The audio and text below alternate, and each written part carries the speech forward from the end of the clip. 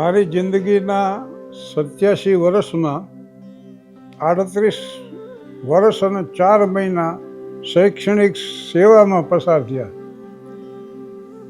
એટલે municipal high school Thangadh 6 સુધી અહીંયા હું ભણતો. ત્યાં મને સર્વિસ મળી, એટલે 13 વર્ષ શિક્ષક રહ્યો અને 25 વર્ષ હેડમાસ્ટર. પણ આની ફલશ્રુતિ એટલી જ કે to educate the children means to love the children. Gurudev Rabindranath Tagore. બાળકોને શિક્ષણ આપવું એનો અર્થ એ કે બાળકોને ચાહવા. મેડમ મોન્ટેસરી તો દુનિયાના મહાન શિક્ષિકા હતા. એને પૂછવામાં આવ્યું, madam what do you know about education?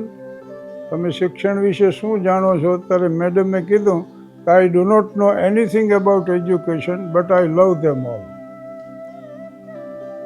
વ્યક્તિની પૂર્ણતાનું પ્રગટીકરણ એનું નામ શિક્ષણ છે. આ સ્વામી વિવેકાનંદજીની વાત છે. અને ગાંધીજી શિક્ષક હતા. ટોલ્સ્ટોય ફાર્મમાં ભણાવતો. ડેવિડ હેનરી થોરો, જેમાંથી ગાંધીજીએ પ્રેરણા લીધી, એ શિક્ષક હતા. અને વિદ્યાર્થીઓને શારીરિક શિક્ષા કરો એના વિરોધમાં એને રાજીનામું આપ્યું. મહાત્મા ટોલ્સ્ટોયે સંપત્તિ ગરીબોને વેચીને પાછી એને શાળા શરૂ કરીને એ ભણાવો. એટલે ટૂંકમાં વાત એ છે કે education means the manifestation of the perfection already in man. વ્યક્તિની પૂર્ણતાનું પ્રગટીકરણ છે. એટલે એમાં જે એજ્યુકેટનો અર્થ ટુ બ્રિંગ આઉટ, બહાર કાઢવું, અને એમાં જે હોય બહાર લાવવાની પ્રક્રિયા. સત્ય હોય, પ્રેમ હોય, કરુણા હોય, માનવતા હોય, સહનશીલ, જે કંઈ સદગુણો હોય એને બહાર લાવવાની પ્રક્રિયા એટલે શિક્ષણ. આ એજ્યુકેટ તો અંગ્રેજી શબ્દ છે, પણ આપણી 5000 વર્ષ પુરાણી સંસ્કૃતિ. આપણી સરળ વ્યાખ્યા છે કે સા વિદ્યા યા વિમુક્ત એ. મુક્તિ અપાવે એનું નામ વિદ્યા. જીવનમાં ઝંઝાવાતો જાગે ને તોફાનો સર્જાય ને આંધીઓ ઉઠે ને ત્યારે તમને માર્ગ દેતા એનું નામ શિક્ષણ. એ ન થઈ શકતું હોય તો માહિતી છે ખાલી, શિક્ષણ નથી અજીવા. અને આપણે જ્યારે શિક્ષણની વાત કરીને ત્યારે સામ્રાજ્યવાદી રૂઢિચુસ્ત બ્રિટિશરો, સામ્રાજ્યવાદી, એનો આક્ષેપ ઇંગ્લેન્ડ ઉપર એક જ છે કે ઇંગ્લેન્ડે મોટી ભૂલ કરી હોય તો એ કે ભારતને શિક્ષણ આપ્યું, ઇન્ડિયાને શિક્ષણ આપ્યું. આ દેશી સાહેબો સિવાય એવોય વર્ગ ઊભો થયો. એને શિક્ષણ તો આપ્યું, પણ શ્યામજી કૃષ્ણ વર્માને આપ્યું, સુભાષચંદ્ર બોઝને આપ્યું, કરતારસિંહ સરાબા, મદનલાલ ઢીંગરા, માનવેન્દ્ર રોય, જવાહરલાલ નહેરુ, વલ્લભભાઈ પટેલ, વિઠ્ઠલભાઈ પટેલ, આવા દેશભક્તો એમાંથી જ સર્જાણા છે. વાત એટલી જ છે કે દેશભક્તોનો આખો વર્ગ શિક્ષણ દ્વારા ઊભો છે. બાકી આ પ્રાચીન ભારતમાં તો સૂર્યોદય પહેલાં શિક્ષણ શરૂ થઈ જાય. નદી કિનારો હોય, ઘેગોર વનરાઈ હોય, વૃક્ષો હોય, વનરાજી, એની વચ્ચે આશ્રમો હતા. અને પરિવારથી વિખૂટા પડીને અહીંયા 25 વર્ષ ફાળવા દેશે શિક્ષણ માટે. સૂર્યોદય થાય પહેલાં તો અરજી આપતા, ઓમ તત્સવિતુ વરેણ્યમ ભર્ગો દેવસ્ય ધીમહિ ધિયો ન પ્રચોદયાત. અને ત્યાંથી શિક્ષણ શરૂ થાય. અને એ વિષ્ણુગુપ્ત ચાણક્યને એમ પૂછવામાં આવ્યું, એક શિક્ષક ક્યાં કર सकता है? તો ચાણક્યએ કીધું કે ऐसा प्रश्न करके आप शिक्षक के सामर्थ्य पर प्रश्नार्थ चिन्ह लगा रहे. ધૌમ્ય, પાણીની અને ચાણક્ય, આ વિકરાળ વ્યાકરણ લખ્યું એ પાણીની. ધૌમ્ય પ્રસિદ્ધ વિદ્વાન અને ચાણક્ય ત્રણેય તક્ષશિલાના વિદ્યાર્થી. એ ત્રણેય પાછા તક્ષશિલામાં પ્રાધ્યાપક. અને ચાણક્ય અહીંયા પોલિટિકલ સાયન્સ જ ભણાવતા, રાજ્યશાસ્ત્ર, થિયરી, અને પાટલીપુત્રમાં પ્રેક્ટિકલ કરી દેખાડ્યું. તો આ તક્ષશિલા છે નાલંદા, ન અલ અદા, એટલે જરા પણ ઓછું નહીં એવો અર્થ એનો થાય. અહીં જે શિક્ષણ આપવામાં આવે છે ને એમાં જરાય ઓછું નથી. તો પ્રાચીન ભારતમાં આવી ઉત્તમ પ્રકારની શૈક્ષણિક વ્યવસ્થા હતી. ધર્મ, અર્થ, કામ, મોક્ષ એ આપણી પ્રાચીન ભારતીય સંસ્કૃતિની શિક્ષણની આ ફલશ્રુતિ હતી.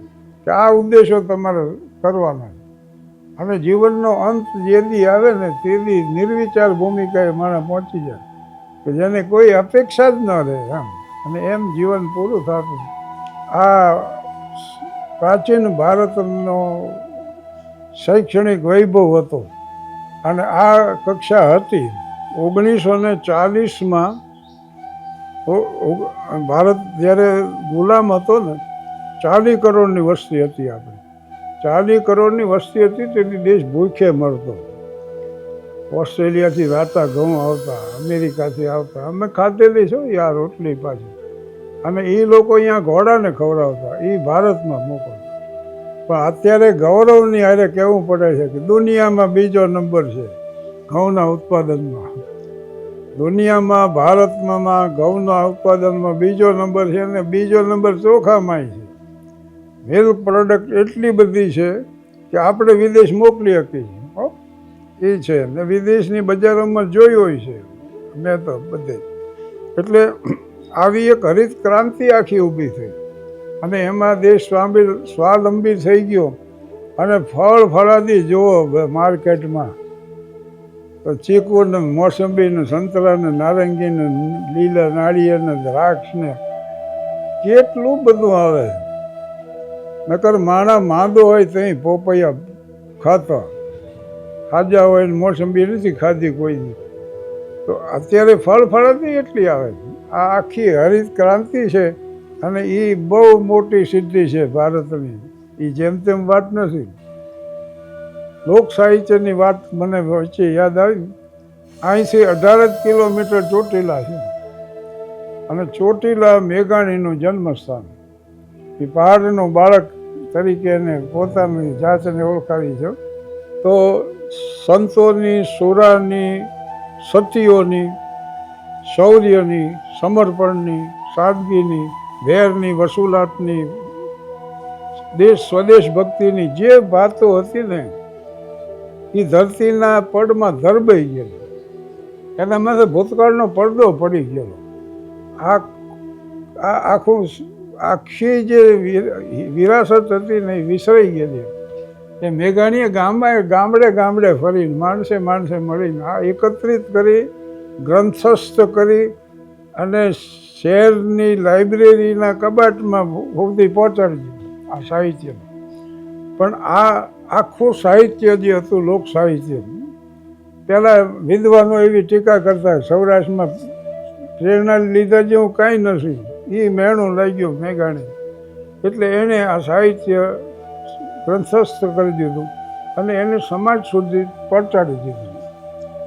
ઈસરોમાં મારો કાર્યક્રમ હતો અને આ ગુજરાત રત્ન એવોર્ડ મળ્યો ને 10 મહાનુભાવોને.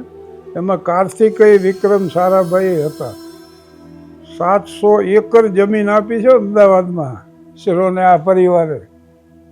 અને મોટામાં મોટું પ્રદાન હોય ને વિજ્ઞાન ક્ષેત્રે તો વિક્રમ સારાભાઈ છે, APJ કલામ સાહેબ છે. આ લોકોની અથાગ મહેનતથી ભલે અમેરિકા પહોંચી ગયું ચંદ્રમાં, બીજા પ્રયાસો કરે છે, પણ આપણે મંગળ સુધી તો પહોંચી ગયા. મંગળ સુધી પહોંચવાની ક્ષમતા તો આ દેશના ઓલામાં છે અને એમાં 2-3 ઘણા આપેલો છે પ્રદાન. તદ્દન વિપરીત સંજોગો છતાં દેશે જે વિકાસ કર્યો ને છેલ્લા 1000 વર્ષમાં નથી કર્યો. ભારત રહ્યો ને, India is the country of villages. 5 lakh ગામડાનો દેશ છે. આ શહેર નથી, ગણ્યા ગાંઠા હોય તો ભલે રહ્યા. અને એના માટે વધુમાં વધુ જો કોઈ જરૂર હોય તો શિક્ષણની. કારણ કે શિક્ષિત હોય તો એને જે જરૂરિયાત હોય, માનો કે એનું જે ઉત્પાદન થાય છે એને વેચવું છે તો એટલા હિસાબ પૂરતી એને જરૂરિયાત હોય. કોઈ પત્રો આવે છે કે જે કંઈ આવે છે એ વાંચવા પૂરતો તો એનામાં હોવું જોઈએ એમ. તો આ શિક્ષણ ગામડા સુધી પહોંચે અને ગામડા પોતે એનો નિર્ણય લેતા થઈ જાય. કારણ કે શિક્ષણનો અર્થ જ એટલો થાય છે કે શું સાચું ને શું ખોટું. જીવન જીવવાની શરૂઆત કરો ને તો એમાં 2 રસ્તા આવશે. એક સત્યનો હોય છે, એક અસત્યનો હોય છે. એક ધર્મનો હોય છે, એક અધર્મ ધર્મ. એક સદાચારનો હોય છે, એક દુરાચારનો હોય છે. એક નીતિનો છે તો એક અનુતિનો છે. તો સત્ય, નીતિ, ધર્મ, સદાચારના પંથે જે હાલતા શીખવે એનું નામ શિક્ષણ. અને એ ચાર દિવાલો વચ્ચે ભણતા હોય ને આવી જાય એવું નથી. ગામડાના માણસોમાં હોય જ પાછા સંસ્કારવાળા, એની રીતે તો પાછા તૈયાર હોય છે.